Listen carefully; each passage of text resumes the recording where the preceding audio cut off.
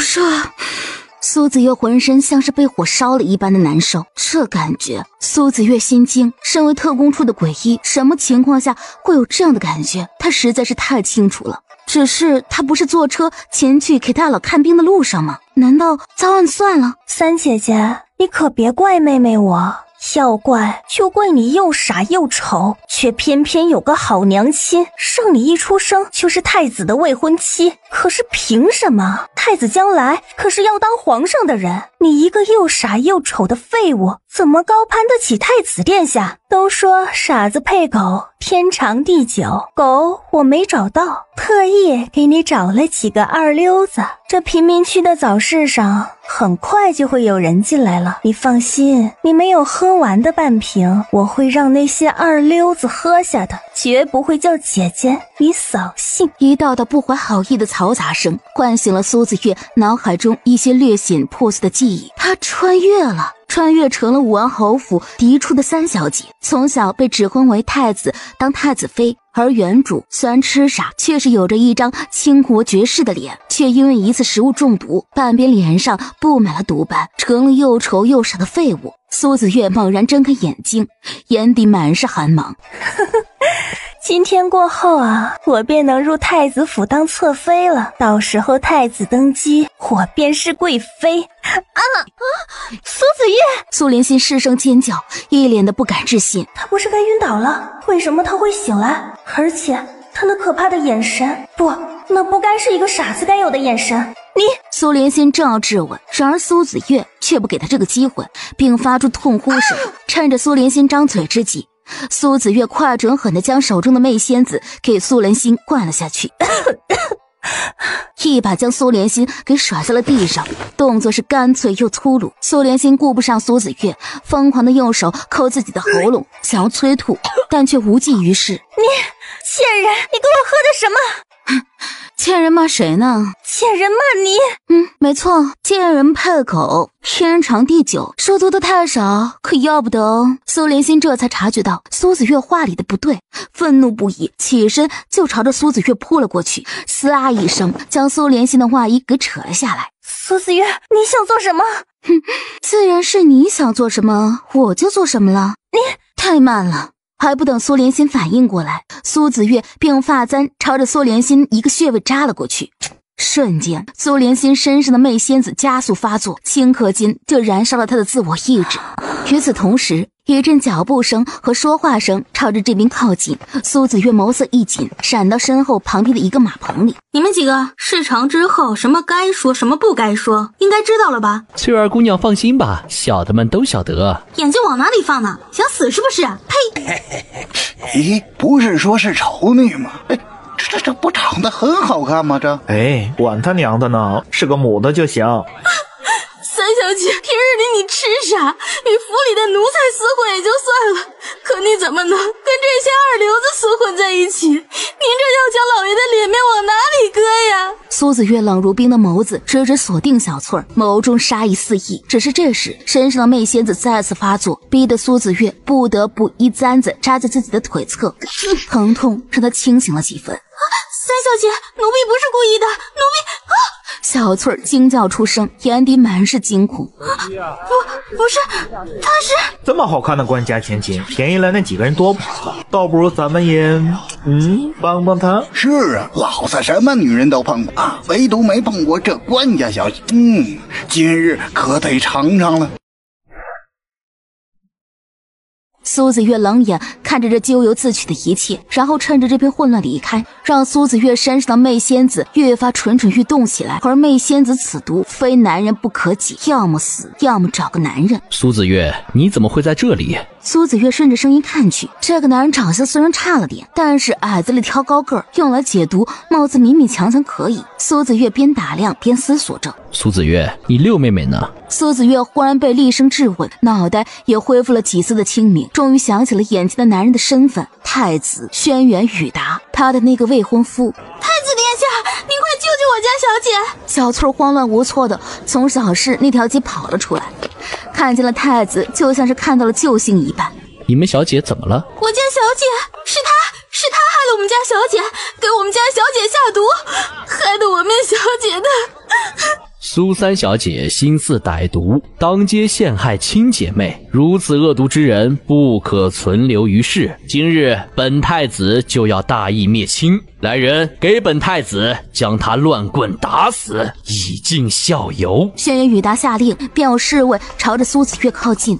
苏子越此刻自然不会费心费力狡辩，因为知道辩驳也无用，趁着人不备，身形一闪，直接一簪子插入一个侍卫的咽喉。苏子越拔出簪子，目标明确，再次朝着挡路的侍卫刺了过去，动作迅捷。这个被苏子越锁定的侍卫有了防备，因此只堪堪受了点伤，其余侍卫则是趁着这个空隙，齐齐朝着苏子越围了过来。可这时的苏子越却因为媚仙儿和这具身体，导致武力值大打折扣。坚持没一会儿，苏子越就被几个侍卫制服，并被人报复性的狠狠摔在地上，一阵头晕眼花。药效几乎侵蚀他的所有理智，他不是傻子吗？不是废物，为何还能杀了他的侍卫，跟他的侍卫决斗？当街杀本太子的侍卫，罪加一等，杀！侍卫闻言，抬起手中的佩刀，便毫不手软地朝着意识模糊、已经无力反抗的苏子越砍去。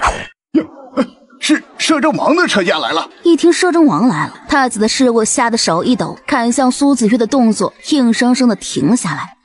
摄政王跟前，谁敢杀人见血啊？摄政王，他不是2年没有出现了吗？为何如今突然出现了？轩辕宇达不得不躬身立在一旁。摄政王叶寒绝乃先皇养子，排行第9，但摄政王他年纪虽小，却是杀伐果决。所有反对他的人都被他斩杀于朝堂，血流成河，从此凶名遍地，地位稳固，却无人惧怕。从此权倾朝野，杀伐果断，无人敢惹。瞧着那缓缓驶来的由2排护卫开路的霸气侧漏，瞧着不简单的马车，苏子越心知这是自己唯一的机会，便一发狠，咬破了自己的舌头，换回了一丝接近崩溃的理智，竭尽全力的抬脚便朝着那辆马车奔去，并一下子钻进了马车里。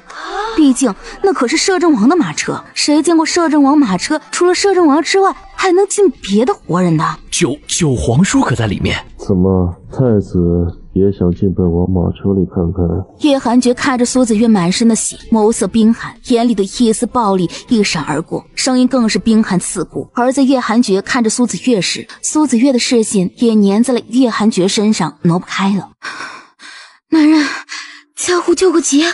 然后就身子一软，整个人跌入了叶寒绝的怀抱里，然后一双有力的手抱住了他的腰身，接着一只骨节分明的修长的手强制性的抬起了他的下巴，逼他看着自己。只是越看苏子越就越觉得意识和手都不受控制了。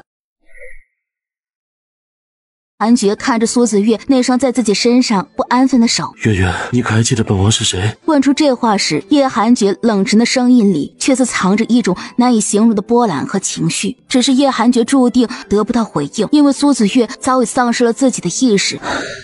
空气中似有一声叹息划过，而叶寒绝面上本就冷厉的线条越发的冷了几分，冷厉的眸中似有嗜血光芒一闪而过。叶寒绝手中多了一颗药，直接塞进了苏子越的嘴里。快，先睡会儿。下一刻，苏子越竟然真的睡了过去。谁都没看到，素冷面杀神著称的叶寒绝抱着苏子越时，动作是无比的温柔，似抱着一件稀世珍宝。马车里的气氛此刻莫名有些温馨。而这时，马车外的轩辕宇达朝着马车的方向拱手作揖。皇侄不敢，只是皇侄的未婚妻刚刚犯事，如今又进了九皇叔的马车，恐冲撞了九皇叔，还请九皇叔将他交由皇侄自己处置。叶寒绝抬眸，一抹嗜血从叶寒绝眼底划过。若本王不把他交给你，你要如何？九皇叔，那是姑的未婚妻，姑。轩辕宇达话还未说完，便觉一股威压将他整个人笼罩，心扉像是要被撕裂一般。接着喉间一片腥甜，再也压不住，直接吐出一口血来。接着轩辕宇达便觉得自己的膝盖不受控制一般，咚的一声直直跪在地上，疼得他面色狰狞。而周围众人看着这一幕，只惊得合不拢嘴。摄政王这明显是发怒了，可这是为何啊？众人还没听明白，却听马车里传来一道冷酷如同从地狱深处传来的声音。杀！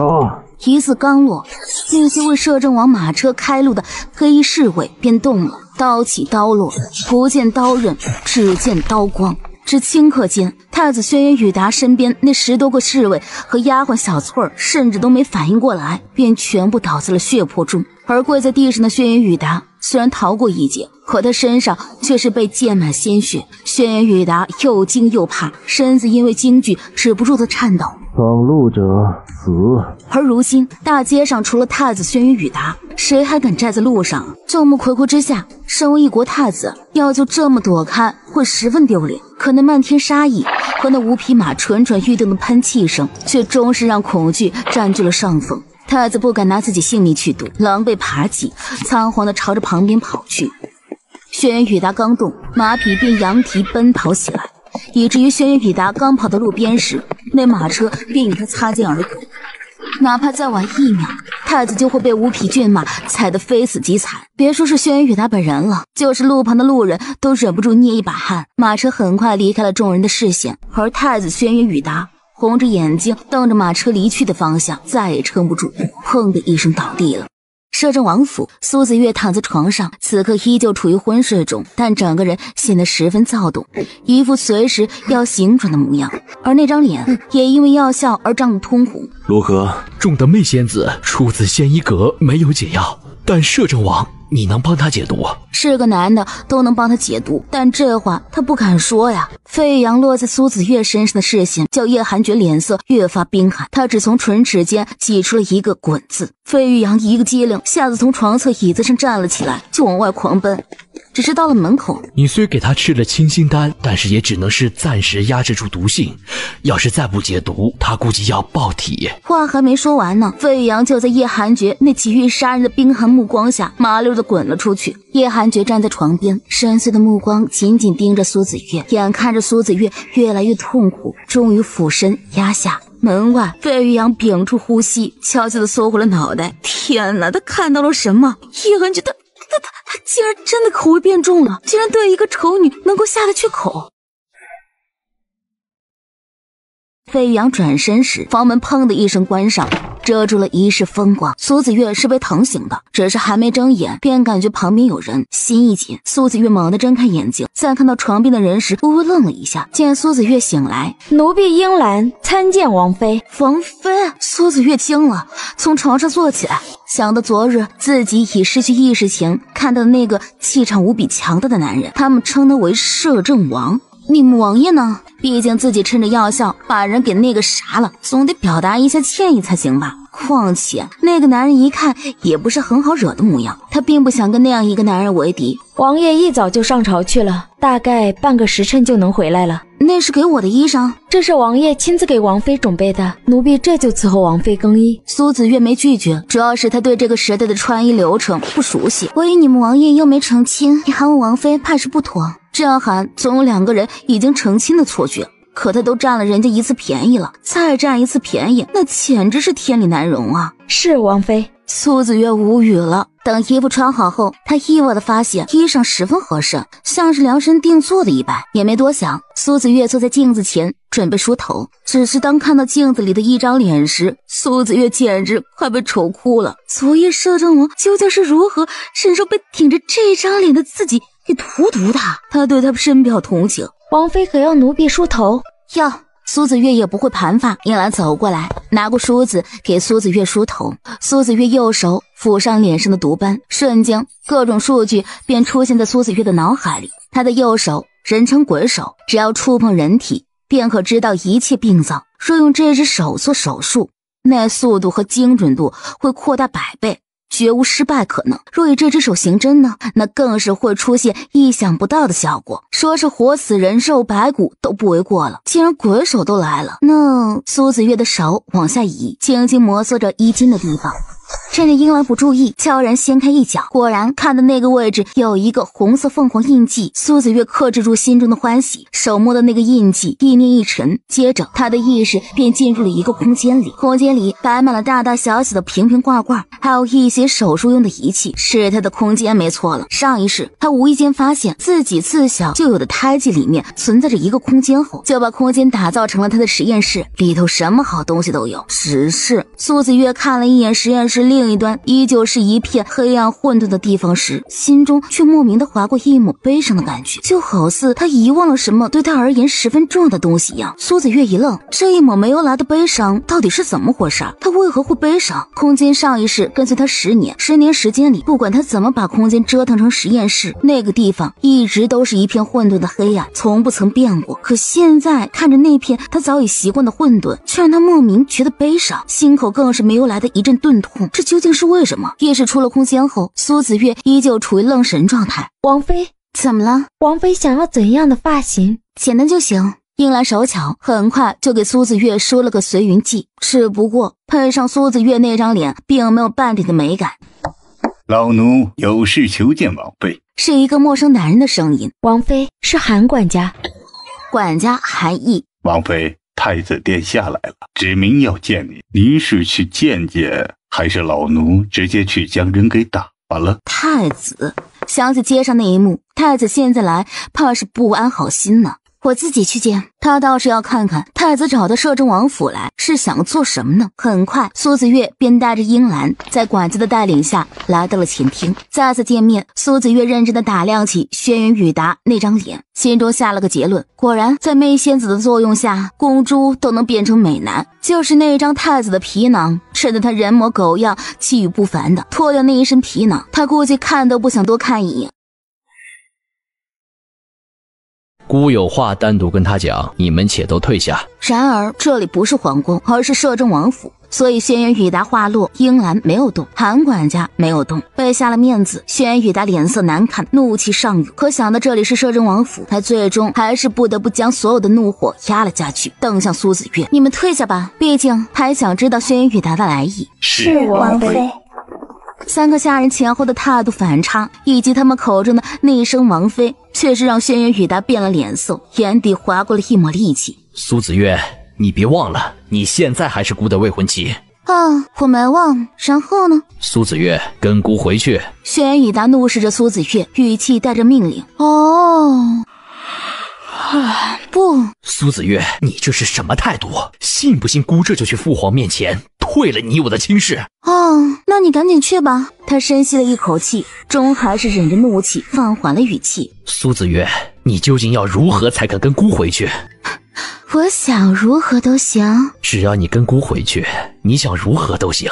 既如此，那殿下跪下吧。只要太子殿下愿意跪下给我磕3个响头，我便跟你回去，如何？苏子月，你找死！然而就在这千钧一发之间，接着他的腰肢就被一双强劲有力的手给揽住了，而接着他就听到了来自轩辕雨达的惨叫声。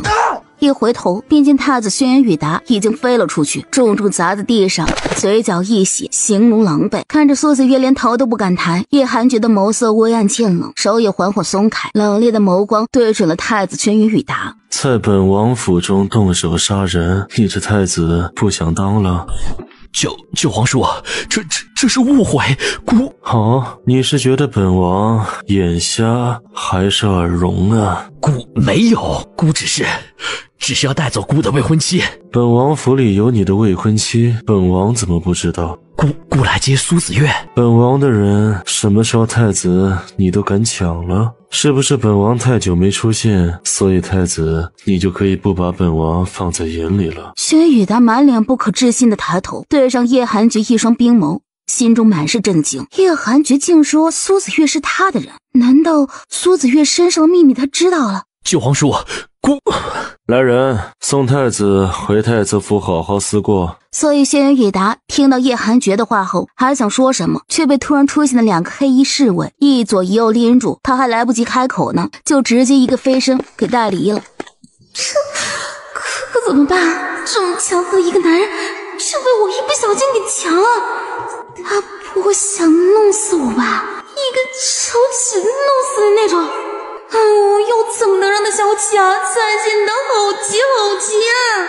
此时的叶寒菊似在打量着苏子月，又似在想着什么，幽眸深不可测。那个昨夜，反正你是男的，可不可以当做没发生过？你很想当他没发生过吗？是啊。砰的一声，苏子月眼看着叶寒菊旁边的那把椅子瞬间化作齑粉了，他忍不住咽了咽口水。那个，我知道昨晚不该对你，我也是没办法。总之事情发生的也挺突然的，可它已经发生了。要不你提个要求，我尽可能补偿你。那要不然就这样好了，昨夜我睡了你，我现在让你睡回来好了，这样你也不算吃亏。其实他内心还是觉得叶寒菊还是挺吃亏的，毕竟自己的这张脸连他自己都不乐意见，何况是让一个位高权重的男人对着这一张脸的自己下手呢？你想补偿本王？是尽我所能。叶寒菊了一声，又是几个意思啊？能不惜字如金，讲清楚点吗？本王正好缺一个王妃。好，安排。啥？缺一个王妃？我是哪儿去给他找一个王妃啊？关键是我还毫不设防的说安排个锤子。那个不知王爷您对王妃有何要求啊？能帮本王管家打理家业即可。管家打理家业，就这么一个条件？暂时只有这个条件。暂时？这意思是往后还会附加？这么说起来可不太好办啊，这就好比人家问你要吃什么菜，你说随便一个意思啊。行，你给我点时间，我帮你物色。本王不喜欢等。那你给我3天。本王说过不喜欢等。这不摆明着想刁难我吗？那你觉得我怎么样？可。我听错了？行，就这么说定了啊！以后这摄政王府就我负责管了。王爷，皇上请您进宫一趟。叶寒菊下意识的就准备拒绝，但是目光扫向苏子月时，就忽然改了主意，点点头。奴才这就去准备。既然没有什么事儿，我就先。本王的王妃不跟本王一起，莫不是要本王一个人去？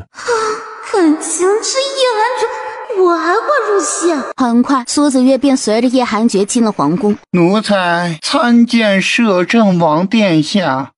叶寒菊却连一个眼神都没有给季公公，就一个大跨步进了御书房。苏子月看着叶寒菊的背影，只觉得霸气无比，心中更加肯定不与他为敌是正确的选择了。九皇帝2年未归，可真叫朕彻夜难眠。如今回了，该是不会再走了吧？不走。杵在那里做什么？过来坐。苏子月忍住笑意，然后乖巧地朝着叶寒菊旁边的椅子走过去，坐下。轩辕长坤简直要气炸了，可想到自己今日让叶寒菊进宫的目的，轩辕长坤硬生生的给忍住了。九皇帝这2年去了哪里啊？可是遇到什么事情了？苏子月闻言也看向叶寒菊，毕竟2人以后多少也是合作的关系，他对他却是一知半解都没有，对他这2年的消息也是有点好奇的。确实是遇到了点事情。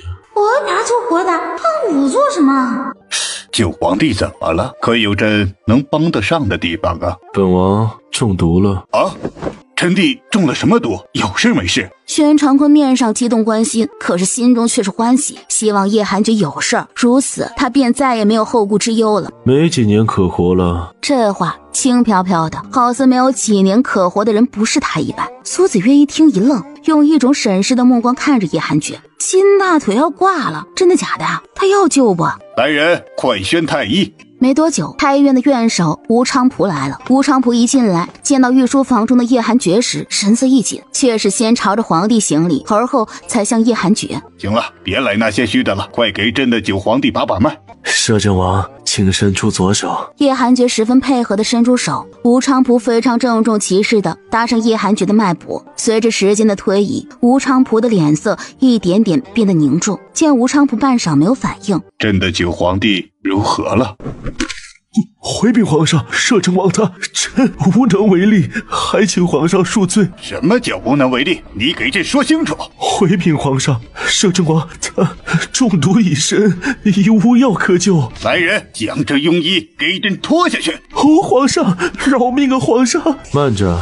本王今日心情不错，不想见血扫兴。既如此，那便下去吧。不过死罪可免，活罪难逃，就罚半年俸禄。九皇帝为何心情好啊？不如跟朕说说呀。叶寒菊听了轩辕长坤的话后，却是看向了苏子月。他可我做什么？苏子月有些莫名其妙。轩长坤看着苏子月身上的那一身的穿着，眸色沉沉。那一身红底金丝暗纹的衣裳是新太皇太后赐给叶寒觉的，准确的来说是赐给未来的摄政王妃的。如今叶寒觉将衣裳给苏子月穿上，那意思不言而喻。可叶寒觉娶谁都可以，却唯独不能娶苏子月。皇帝如今身子不好，若是不能留个后，朕不能跟过世的父皇交代。要不朕给你举办一场相亲宴啊？皇帝要是喜欢哪家的，朕给你指婚呐。本王确实是该娶王妃了，王妃还不跟皇兄请安？请安？怎么请安？我不懂啊。但当苏子月抬头看到轩长坤那近乎便秘的表情时，莫名就被取悦了。而后苏子月正模正样的站起来，朝着轩长坤很敷衍的屈了一下腿，算是行礼了。接着都不等轩长坤开口，苏子月就迅速的回到自己的位置上坐下来。轩长坤看着苏子月一番动作，险些气得倒仰。九皇帝，你金尊玉贵的，值得更好的呀，至少不该长这样。皇帝是在内涵我长得丑吗？朕还是希望皇帝多考虑考虑。嚯的一下，叶寒觉站起身来，轩长坤的话再次卡在了嗓子眼儿。皇帝，你止吧。叶寒觉直接打断了轩长坤的话，声音冰冷却带着不容置喙。最后轩长坤迫于叶寒觉的压力，不得不写了2个圣旨。其一呢，解除苏子月和太子的婚约；其二呢，将苏子月赐婚给叶寒觉，目的达到带着苏子月走人，一个眼神都没再给轩长坤，仿佛轩长坤就是个写圣旨的工具人，气得轩长坤在御书房中好一阵的大发雷霆。我会点医术，不如我给你瞧瞧，没准我能治好你呢。苏子月内心无比自信的时候，却不见叶寒觉伸手，却见叶寒觉此时正看着自己，眸色深邃难懂，似有一丝的意味深长。糟糕，我好像露馅了。原主之前一直是傻子，就算突然不傻了，那可哪来的医术啊？傻子能学医，怕是母猪也能自己飞上天了吧？我做过一场梦。苏子月本来想说神仙托梦教他医术的，可理由还没编完。本王知道，不是要给本王把脉吗？苏子月闻言便没多想，伸出自己的右手，轻轻地搭在叶寒觉的手腕上，意念一沉，鬼手便开始运作了。下一瞬，苏子月就一阵头晕眼花，赤裸裸地体会了一次什么叫做打脸。因为此时鬼手反馈到他脑子里的数据，如同大屏幕在不停地滚动一般，密密麻麻不停歇。苏子月此刻脑海里简直是一团乱麻，头也越来越晕。而就算结果还没能全部出来，苏子月也抛却了前一刻对解读的所有自信，只觉得分外的棘手。在苏子月的手落到叶寒觉手腕上的那一刻，那软软的触感让叶寒觉的身子微颤。禁欲多年的他，此时此刻竟是因为苏子月简单的触碰而身子紧绷，有了某种的冲动，莫名脑海中就浮现出了破戒时的画面。不过很快，叶寒觉便将注意力从手上那柔软的触感上移开，落在了苏子月的脸上。看着苏子月那张脸，叶寒觉的眸色越发幽深起来。你怎么了？你一定很难受吧？而叶寒觉在听到苏子月问出这句话时，身形略微僵硬，眸色也微微变动。习惯了。我不会让你死的，死了我就成寡妇了，所以我一定会想办法救你的。本王不会让你守寡的。叶寒觉闭上眼睛，遮掩住眼底所有的情绪。车厢内的气氛因为2个人此刻的无言，显得有几分别扭。这时候苏子月才想起来，现在已经到了午膳的时间了，因为桌上的菜竟都是他喜欢的。苏子月心中有种奇怪的感觉，又说不上来是哪里奇怪。不过最终苏子月还是将其归咎为巧合，便也没再多想了。都是自己喜欢的菜，谁能扛得住啊？很不客气的开吃了。而叶寒觉却并未动筷，只是看着苏子月吃，似乎在欣赏什么美景。你怎么不吃啊？本王没胃口。见苏子月不自在，叶寒觉移开了视线，眸色却仿佛蒙了一层什么似的，让人看不真切。于是苏子月的目光再次落到了桌子上，他的辣子鸡，他的鱼羊鲜汤。自本王中毒以来，便极少有吃得进去的东西。你有什么想吃的，我帮你做。你不觉麻烦？不会。既如此，你便做吧。本王或许能看在你辛苦的份上吃一点。两人很快就去了小厨房，苏子月便开始挑选食材，心中琢磨着病人吃什么能够开胃。最后定下了4道菜：酸笋炒肉、黄瓜炒鸡蛋、酸汤鱼、龙井竹笋。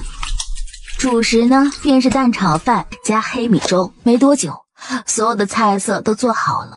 先前苏子月就没有吃饱，等东西摆上桌，苏子月就毫不见外的给自己和叶寒觉都盛了一碗蛋炒饭，然后就着那些开胃菜吃了起来。这次叶寒觉动筷子了，不得不说，2人吃比1个人吃要舒坦多了。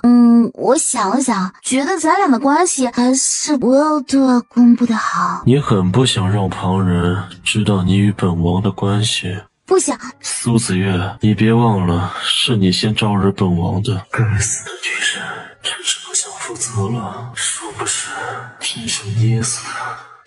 我知道，的确是我先招惹的。可我觉得叶寒觉这话有种我是波西气人的渣女的感觉。救命啊！我不是啊！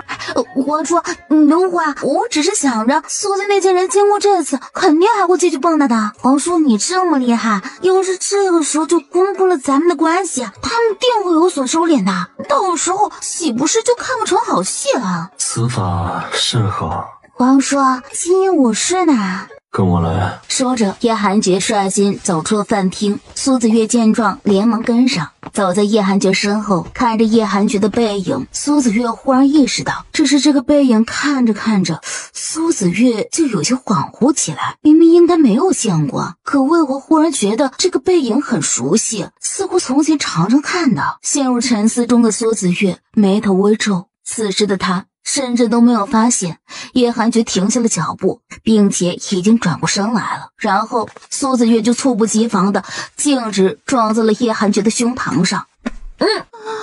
只是不得不说的是，这叶寒觉的胸膛真的是坚硬如铁，这胸肌肯定是十分发达。真是好可惜，昨夜的事情我没有记忆，不然肯定就能够知道摸一把是什么滋味。打住！我何曾变得这么色了？到了。抬头一看，看着熟悉的地方，这间房不就是自己早上醒来时候的那间吗？也就是自己与叶寒洁。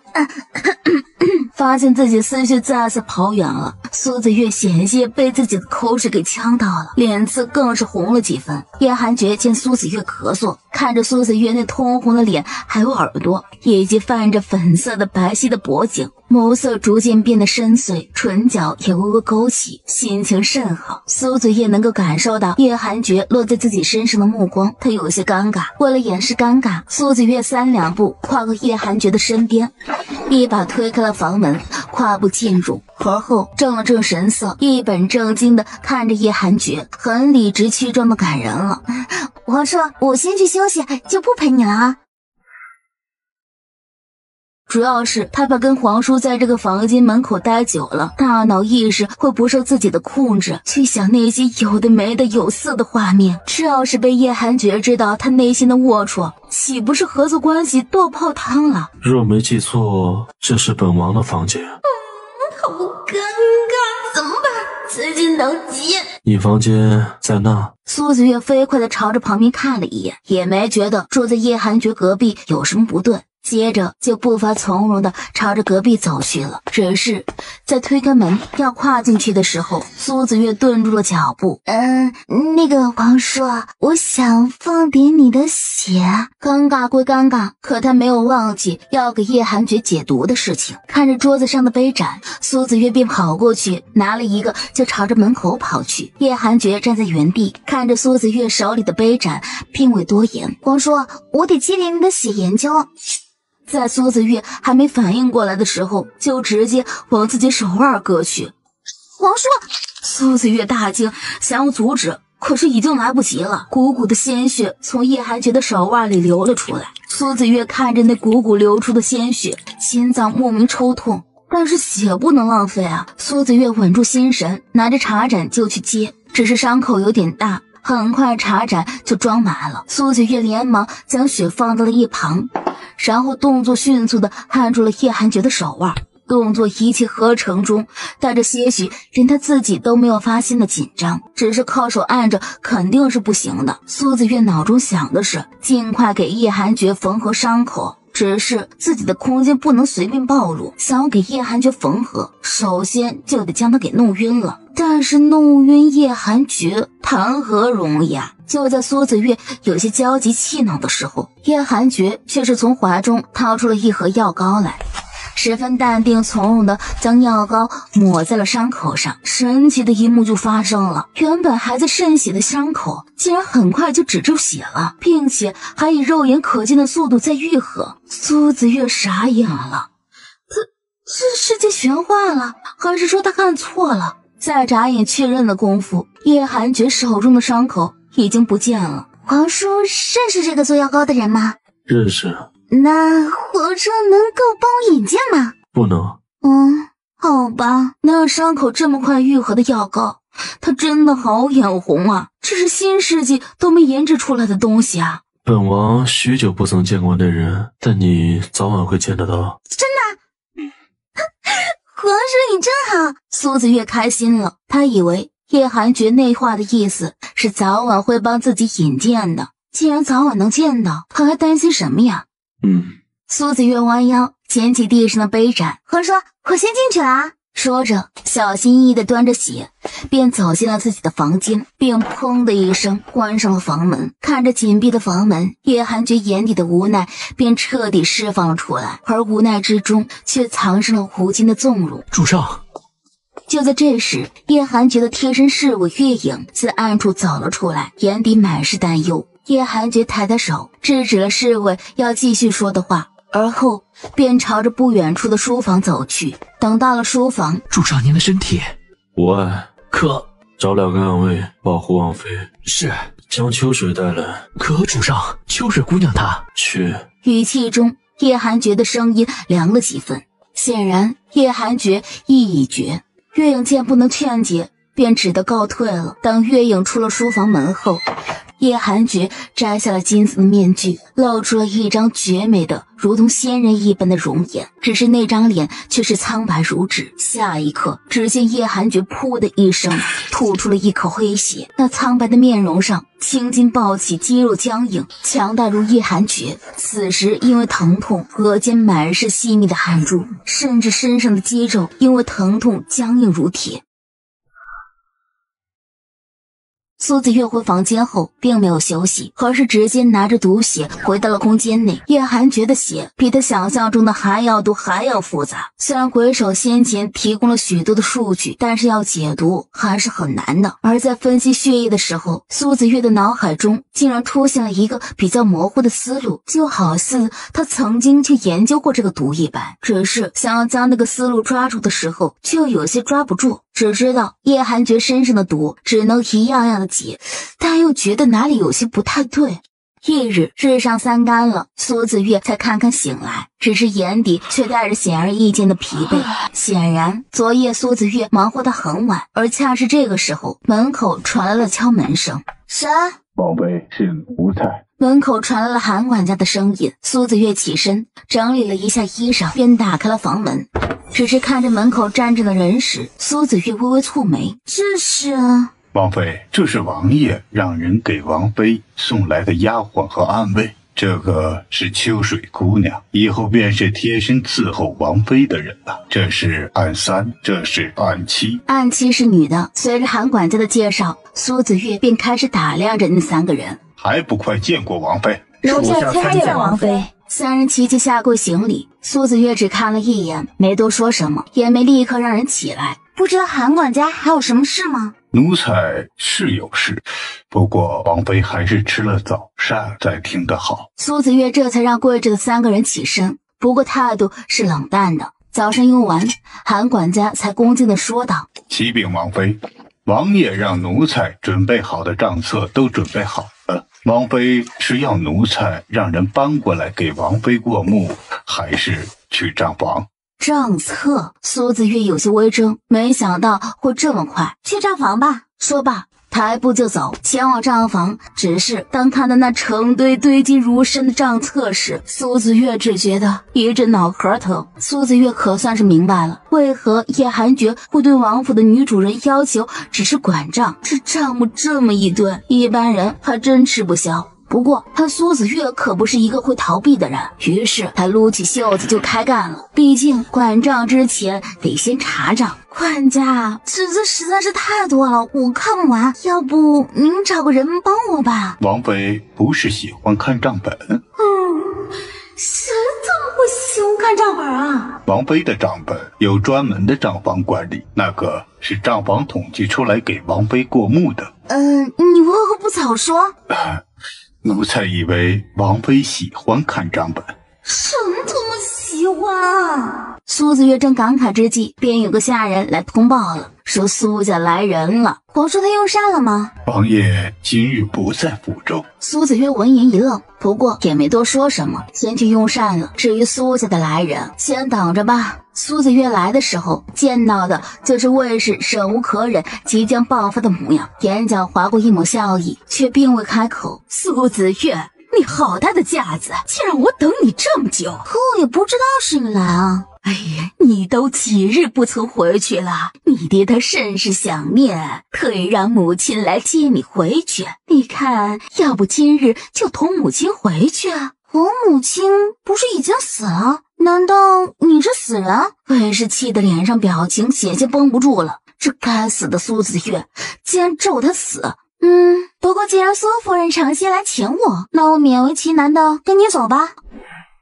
很快，马车就到了武安侯府门前。三小姐，夫人都按照您的要求去将您接回来了，您就快下来吧。这摄政王府哪是咱能常住的地方？摄政王看在老爷的份上，没多与你计较。你可不能真就这样恃宠而骄啊！蔡墨这话一出，全城陷入哗然。哦，我说这苏三小姐怎么没被摄政王给杀了？竟然是因为武安侯的缘故。